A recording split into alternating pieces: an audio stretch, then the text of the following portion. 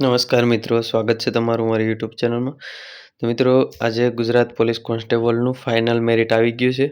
આ વેબસાઇટમાં જોઈ શકો છો. તારીખ આજે 12/12/2025 લોકરક્ષક કેડરની આખરી પરિણામ.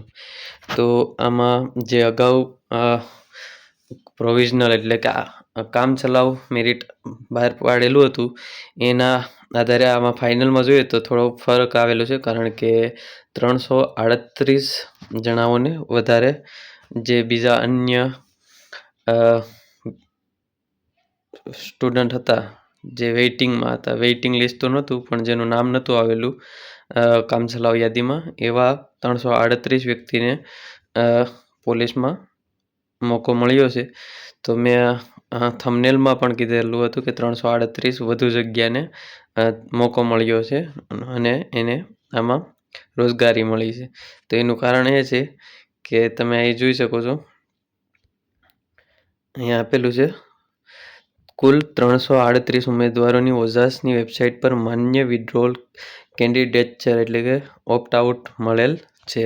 તો આ 338 ઉમેદવારો એવા છે જેણે પોતાની મરજીથી આ પોલીસ ભરતીમાંથી જેણે સિલેક્શન હોવા છતાં પણ એનું નામ એણે પાછું ખેંચેલું છે.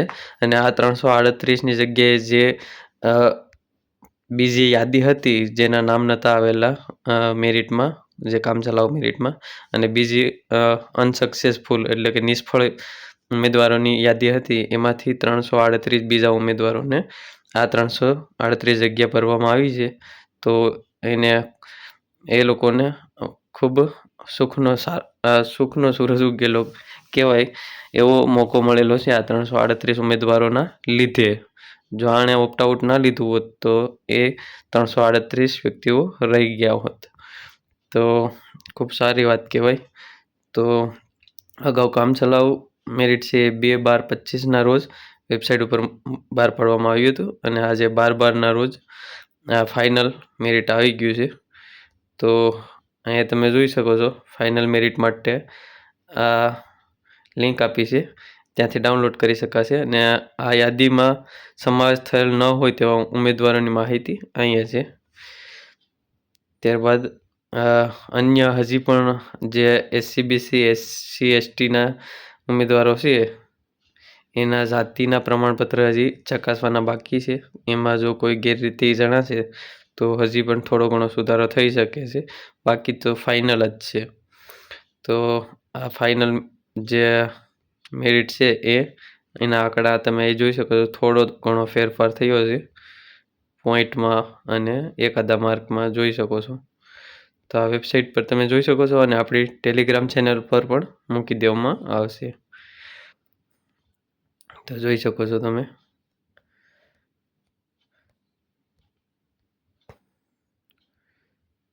તો આવી રીતે કોઈ પણ જો ગુજરાત પોલીસ કોન્સ્ટેબલ કે PSIને લગતી કોઈ પણ બીજી નવી ઇન્ફોર્મેશન મળશે તો આપણે વિડીયો ફટાફટ બનાવશું. તો ચેનલને હમણાં સબસ્ક્રાઈબ કરી દેજો, જેથી કરીને જે ફોર્મ ભરવાના ચાલુ છે એ ભરતી અંગે પણ કોઈ પણ નવા અપડેટ્સ આવશે તો આપણે વિડીયો બનાવતા રહીશું.